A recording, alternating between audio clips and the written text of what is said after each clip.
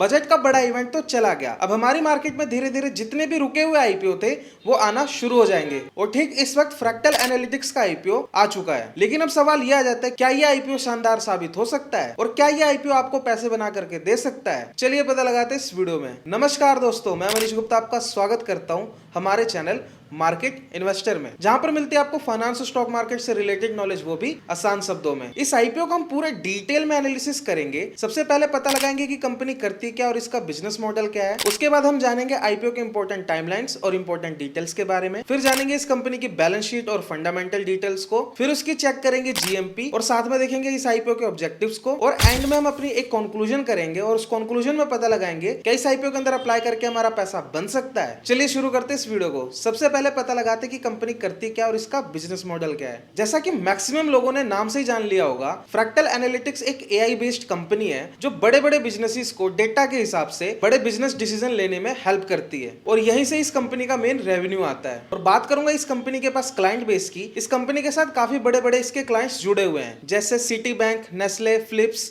कोस्टको, Franklin, ये बड़े बड़े नाम शामिल है। इसी के साथ अब हम जान लेते हैं इस आईपीओ से जुड़े हुए इंपॉर्टेंट टाइमलाइंस और इंपॉर्टेंट डिटेल्स के बारे में। इस आईपीओ की जो ओपनिंग है वो 9 फैब से लेकर के 11 फैब तक देखने को मिलेगी। इसकी जो अलॉटमेंट है वो 12 फैब को देखने को मिलेगी। और बात करेंगे इस आईपीओ की लिस्टिंग की तो हमें 16 फैब को देखने को मिलेगी, यानी 16 जनवरी को उनके शेयर्स के अंदर आप बाय और सेल कर सकते हैं। इसी के साथ अगर मैं इस आईपीओ की इंपॉर्टेंट डिटेल्स की बात करूं तो इस आईपीओ का जो टोटल इशू साइज है वो 2834 करोड़ रुपीस का देखने को मिल रहा है, जिसमें से 1023 करोड़ रुपीस फ्रेश इशू है और बाकी बचा हुआ 1810 करोड़ रुपीस ये ऑफर फॉर सेल है। इस आईपीओ का जो प्राइस बैंड है वो 857 रुपीस से लेकर के 900 रुपीस तक का देखने को मिलेगा और इनके एक लॉट के अंदर 16 शेयर्स रहेंगे। और अगर आपको रिटेल कैटेगरी से इनका एक लॉट अप्लाई करना है तो आपके पास 14,400 रुपीस की अमाउंट होनी चाहिए। इसी के साथ अगर इस कंपनी का कोई इंप्लॉय इस आईपीओ के अंदर अप्लाई करना चाहता है उसको यहाँ पर 85 रुपीस का एडिशनली इंप्लॉय डिस्काउंट मिलेगा। अगर हम इनके रिजर्वेशन कैटेगरी की बात करें तो ये अपना 75% का स्टेक क्यूआईबी के लिए रखे हैं, 10% का स्टेक रिटेल कैटेगरी के लिए और बचा हुआ 15% का वो नेट इंस्टीट्यूशनल इन्वेस्टर्स के लिए रखा हुआ है। ये तो हमने आईपीओ से जुड़े हुए काफी सारी डिटेल्स को चेक कर लिया। अब हम बात कर लेते हैं इस कंपनी के फाइनेंशियल्स के बारे में। इस कंपनी के जो फाइनेंशियल्स हैं हमें यहाँ पर 30 सितंबर 2025 तक के देखने को मिल रहे हैं। इस कंपनी का हम पिछले एक साल यानी कि मार्च 2024 से लेकर के मार्च 2025 तक का फाइनेंशियल डाटा चेक कर लेंगे। ये सारे फिगर्स करोड़ में स्टार्ट करते हैं इनके असेट से। मार्च 2024 के अंदर इस कंपनी का जो असेट था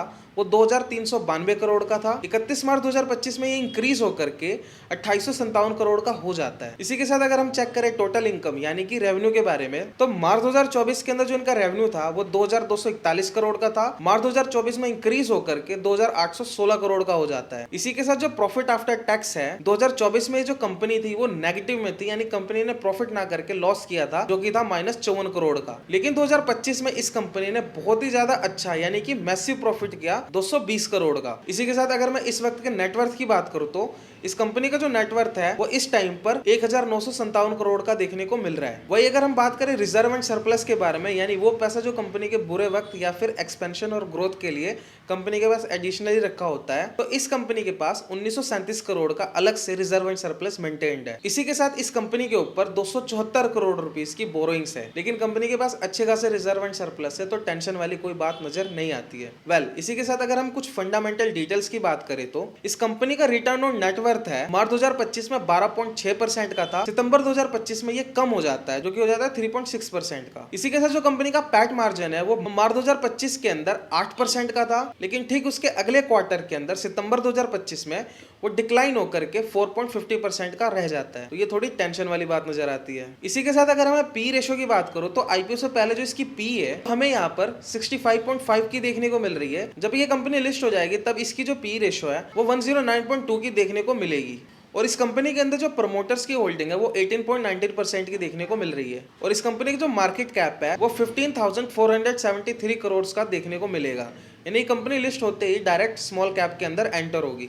ये तो हमने काफी सारी डिटेल्स को चेक कर लिया। अब हम बात कर लेते हैं इस आईपीओ की जीएमपी के बारे में। इस वक्त इस आईपीओ की जो जीएमपी है वो 16% से अपसाइड में देखने को मिल रही है, यानी पर लॉट पर हम 2400 रुपए तक का प्रॉफिट देख सकते हैं। बाकी मैं अगेन डिस्क्लेमर देना चाहूंगा, जीएमपी टाइम आने पर चेंज हो जाता है। अगर आपको आईपीओ से जुड़े हुए इंपॉर्टेंट अपडेट्स और साथ ही में जीएमपी को ट्रैक करना है तो आप हमारे टेलीग्राम ग्रुप से जुड़ सकते हैं। जिसका लिंक मैंने डिस्क्रिप्शन में मेंशन कर रखा है। अब हम बात कर लेते हैं इस आईपीओ से जुड़े हुए इंपॉर्टेंट ऑब्जेक्टिव्स के बारे में। इस आईपीओ से जो पैसा आएगा उसका ये कंपनी करना क्या चाहती है। ये कंपनी आईपीओ से मिलने वाले पैसों में से 355 crore rupees research and development और सेल्स और मार्केटिंग के ऊपर खर्च करेगी। इसी के साथ ये कंपनी 265 करोड़ रुपीस से यूएस के अंदर जो इनकी बोरोइंग्स है लोन को रीपे करेगी। 121 करोड़ रुपीस से ये इंडिया के अंदर न्यू ऑफिस सेटअप करेगी और लास्ट में ये अपना 57 करोड़ रुपीस लैपटॉप और टेक इंफ्रा को खरीदने में यूज करेगी। वेल, ये तो हमने काफी सारे डिटेल्स को चेक कर लिया। अब हम जान लेते हैं अपने मेन कंक्लूजन के बारे में। वेल, कंक्लूजन जानने से पहले मेरी आपसे एक छोटी सी रिक्वेस्ट है, अगर आप इस चैनल पर पहली बार आए तो प्लीज इस वीडियो को लाइक करके हमारे चैनल को जरूर सब्सक्राइब करें। हम बहुत ही ज्यादा मेहनत से और हार्डवर्क से आईपीओ की एनालिसिस करते हैं और आप तक ये वीडियो लेकर आते हैं जिसको देख करके आप एक अच्छा डिसीजन ले सके आईपीओ के अंदर अप्लाई करने का। तो हमारी मेहनत की कदर करते हुए प्लीज इस वीडियो को लाइक करके चैनल को जरूर सब्सक्राइब करें।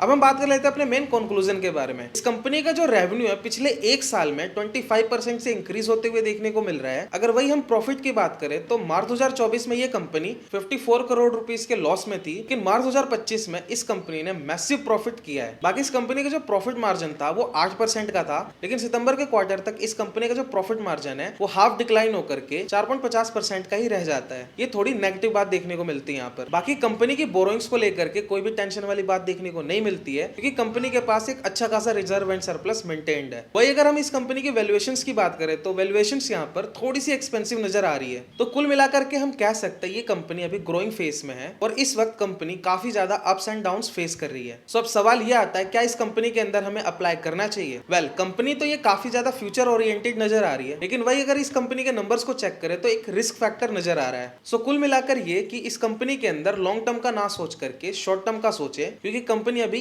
ग्रोइंग फेज में है। तो इसलिए अगर इस आईपीओ का जो जीएमपी है दूसरे दिन अगर अच्छी नजर आती है तो इस कंपनी के अंदर लिस्टिंग गेन के लिए अप्लाई करने का सोच सकते हैं। बाकी इसकी जीएमपी जैसी भी होगी मैं अपने टेलीग्राम पर अपडेट कर दूंगा, वहां से आपको एक अच्छा अंदाजा लग जाएगा इस आईपीओ के अंदर अप्लाई करने का। तो हमारा टेलीग्राम ग्रुप जरूर ज्वाइन करें। बाकी इस वीडियो के लिए इतना ही। एम करते इस वीडियो पर 20 लाइक्स का, तो इस वीडियो को लाइक जरूर करें।